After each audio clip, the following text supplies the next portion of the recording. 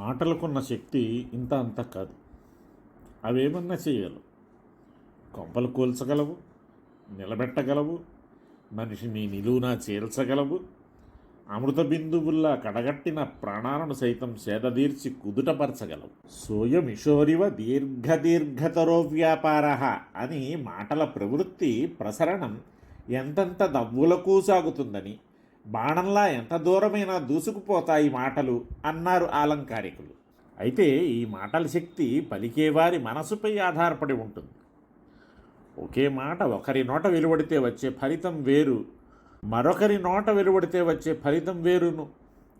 ఎవరి నోట అయినా ఆ వెలువడిన మాట ఒకటే, కానీ పలికిన మనసు వల్ల ఆ మాటకు అశక్తో, అల్పశక్తో, అనల్పశక్తో సంక్రమిస్తుంది.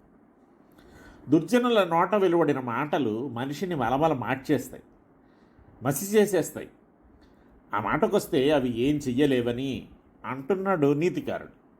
దివసకరః కిల తీక్ష్ణో దివసకరాత్ పావకో మహాతీక్ష్ణః దివసకర పావకాభ్యాం దుర్జనవచనాని తీక్ష్ణాని.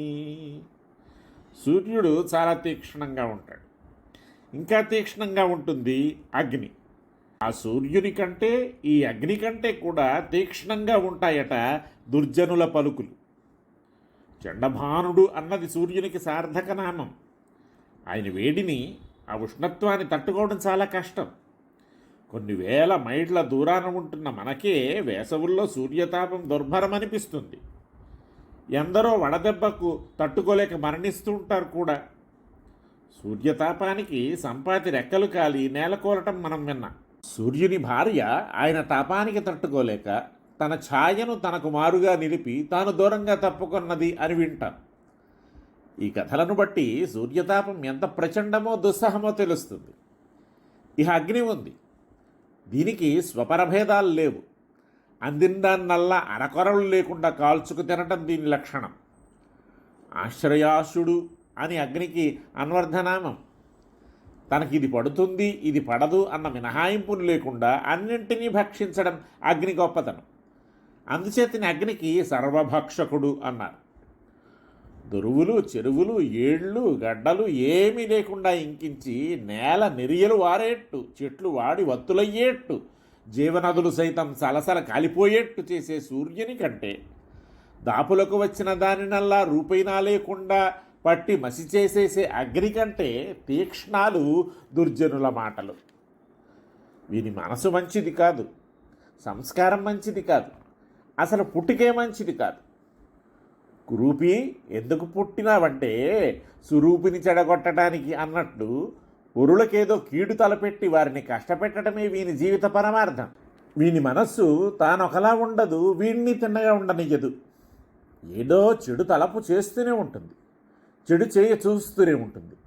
అట్లా చేయక తాను ఉండలేదు, అది దాని నైజం. పక్క మనిషిని నొప్పించడం పట్టుబట్టలు కట్టుకున్నంత సంబరం వాడికి. తోడివారిని తొలనాటడం పంచభక్ష్యాలు విందు వాడికి. సాటివాణ్ణి సాధించడం సామ్రాజ్యానుభవం వాడికి. పన్నీరు వంటి పలుకులు, వెన్నెల వంటి మాటలు, పూల వంటి పదాలు, చిగురుల్లాంటి శబ్దాలు కూడా వాడి మనసున కాసేపు నిలిచేటప్పటికీ ఎంత చండప్రచండాలుగా మారిపోతాయో చెప్పలేము. ఆ మనసు మండుతున్న ఆదిత్య మండలం. ఆ మనసు నిప్పుల కొలిమి కాదు, నిప్పుల కొలిమిలో నిలబెట్టిన చండభాను మండలం. అయ్యో, ఎంత వెరివాళ్ళండి మీరు! ఈ సూర్యమండలాలు, నిప్పుల కొలములు ఎన్ని కలిసి ఏ పాటివండి వాడి మనసు ముందు? ఎండకు వాడిన చెట్లు కాస్త చినుకు పడితే చిగర్చవచ్చు. మాడి మసైన దాన్ని కూడా ఏ అమృతమో చిలికి వెనకటి రూపం తేవచ్చు. ఈ ఋషులో, దేవతలో తమ దివ్య శక్తితో ప్రాణం పోసి రూపాన్నిచ్చి జవసత్వాలు కలిగించవచ్చు. కానీ దుర్జన వచనాల వడదెబ్బకు, తులువ పలుకుల నిప్పు సెగలకు చికిత్స లేదు. కనుక ముందే దూరంగా ఉండటం మంచిది అంటున్నాడు సుందరపాండ్యుడు.